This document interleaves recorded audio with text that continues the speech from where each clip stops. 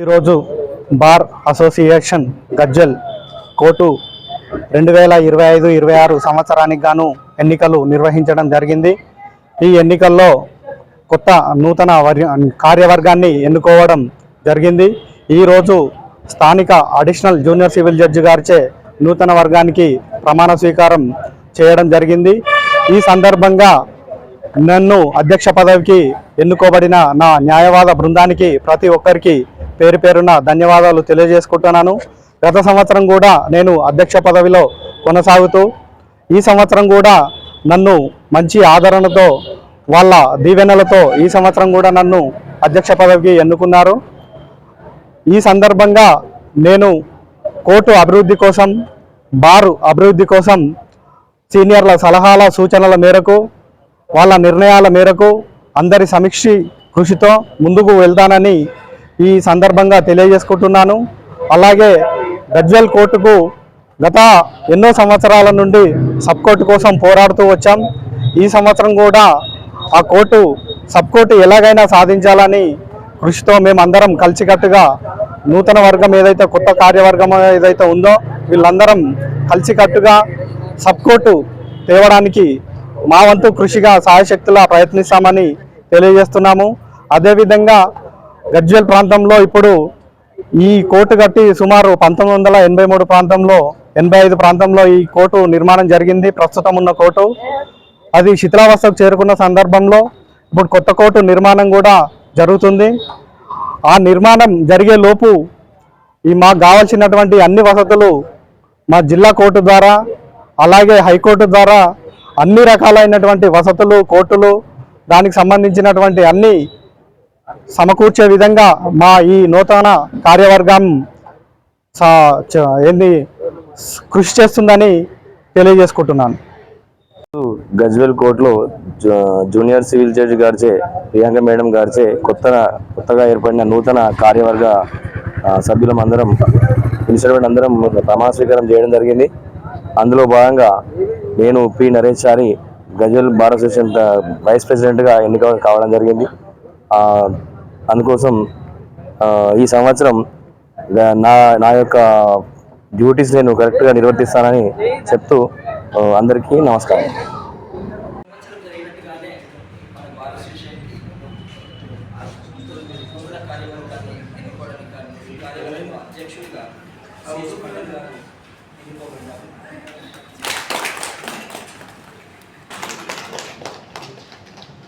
General సెక్రటరీగా joint సెక్రటరీగా వాసుదేవ్ గారు, ట్రెజరర్గా ప్రశాంత్ కుమార్ గారు, ఎగ్జిక్యూటివ్ కమిటీ మెంబర్గా దఫర్ గారు,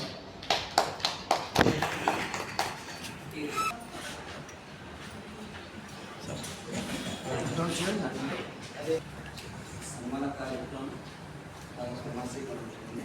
చేయించవలసిందిగా ముఖ్య అతిథి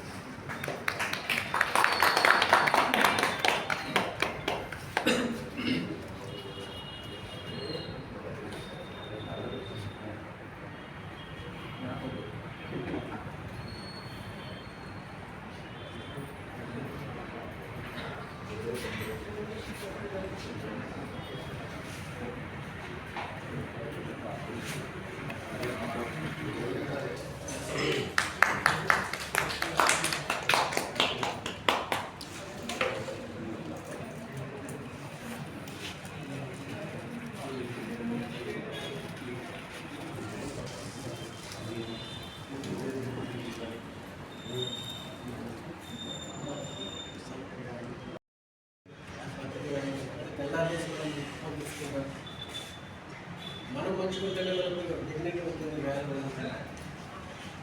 ఏదైనా విషయం ఇంటర్నల్ మాత్రమే మనం చర్చించుకోవాలి. మన జరిగినటువంటి ఎలక్షన్లు ఈరోజు ప్రమాణ స్వీకారానికి మేడం గారికి, అదేవిధంగా ఎలక్షన్ ఆఫీసర్ గారు బీసీ అన్న గారికి, అదేవిధంగా నాకు సందర్భంగా కూడా పేరు ధన్యవాదాలు. అదేవిధంగా ఈ ఎన్నికలలో విజయాన్ని కలిగించినటువంటి మీ అందరికీ కూడా పేరు ధన్యవాదాలు.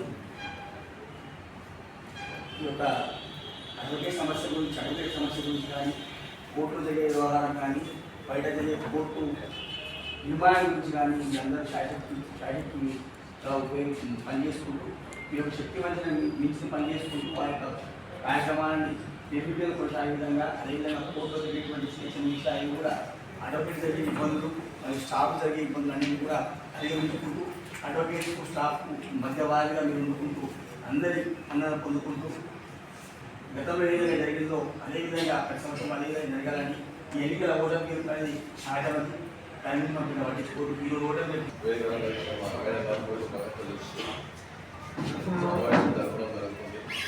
ముఖ్యంగా ఎలక్షన్ సమయంలోని ఆ రోజు వరకు వదిలిపెట్టి రేపు ఏం చేయాలని కొంచెం స్టాఫ్ పోతే కానీ మీ సమస్యలు ఏమవుతున్నా కానీ మీరేదో పెట్టుకుని మా దగ్గర వచ్చి మమ్మల్ని కలుపుకోకపోతే ఫస్ట్ టైం ఈ జడ్జి గారికి అందరికీ ఏముందంటే జడ్జి గారి దగ్గర అడ్వకేట్ కమిషనర్ ఎవరెవరైతే ఉండాలని వాళ్ళు చేయాలనుకుంటున్న వాళ్ళు అంటే జడ్జి గారి దగ్గర ప్రతి కోర్టులలో జడ్జి గారి దగ్గర ఆ లిస్ట్ ఉంటుంది, సీనియర్ లిస్ట్ ఉంటుంది. నా రిక్వెస్ట్ ఏంటంటే మేడం, ఈ పోలీస్ కేసు కానీ ఇట్లా ప్రాపర్టీ సంథింగ్ అట్లాంటివి ఏమైనా ఉంటే కనుక మనం జడ్జి గారి పర్సనల్ రిక్వెస్ట్ మేడం ఏంటంటే ఎవరైతే ఇటువంటి వాటి చేసుకుంటానో ఇటువంటి వాటికి ఇంట్రెస్ట్ ఉన్న వాళ్ళు కానీ అడ్వకేట్స్ ఉంటే జడ్జి గారికి వాళ్ళ పేరు ఇంట్రెస్ట్ ఉండి చేసుకున్న వాళ్ళు అంటున్న వాళ్ళు జడ్జి గారికి లిస్ట్ ఇవ్వండి, నాకు ఇస్తే నేను మేడం గారికి ఇస్తాను. అదొకటి మెయిన్ తీవ్రమైన పరిణామం జరుగుతుంది. అదొకటి నేను చెప్పాలంటే ప్రతి ఒక్కరికి ఏదైనా తప్పుగా మాట్లాడుంటే సారీ. అట్లా మీరు తప్పు ఏంటంటే జూనియర్ న్యాయవాదులు కానీ సీనియర్లు కానీ కొంతమందికి స్ట్రాక్ అనే కేసు ఉండవు మేడం. వాళ్ళ రోజువారీ వ్యవస్థ జరగాలంటే పరిస్థితులలో రోజుకు 500 రూపీస్ ఖర్చు. అట్లాంటి కొంచెం మేడం గారు కొంచెం దాన్ని సెట్ చేయాలని చెప్పి మేడం